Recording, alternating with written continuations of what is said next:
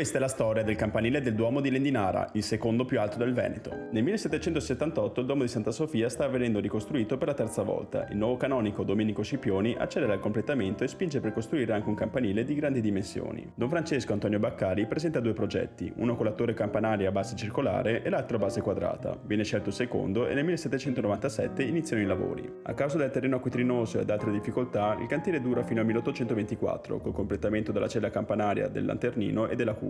Il campanile, alto complessivamente ben 92 metri e mezzo, viene poi benedetto il 16 novembre 1857. Le 8 campane, prodotte dalla rinomata fonderia dei fratelli De Poli di Ceneda, viaggiano a bordo di treni e carri, vengono consacrate dal vescovo ed esposte in chiesa per un anno. Installate nella torre, suonano per la prima volta nel 1858. Nel 1923 viene restaurata la scala interna, rifatta la copertura in piombo della cupola e aggiunta una scaletta esterna su di essa per permettere ai manutentori di arrivare fino in cima. Sopra la cupola si trova un angelo di legno rivestito di rame su una piattaforma girevole. Il suo modello in scala si può vedere oggi nella sacrestia, mentre l'originale, rivestito d'oro nel 1923, è stato distrutto da un fulmine nel 1973. Un nuovo angelo, dopo alcuni tentativi falliti usando l'elicottero, venne fissato con una gru nel 1977. Il campanile nel 1997, in occasione dei suoi 200 anni, riceve un grande restauro e vengono aggiunte anche delle reti per impedire l'accesso ai volatili.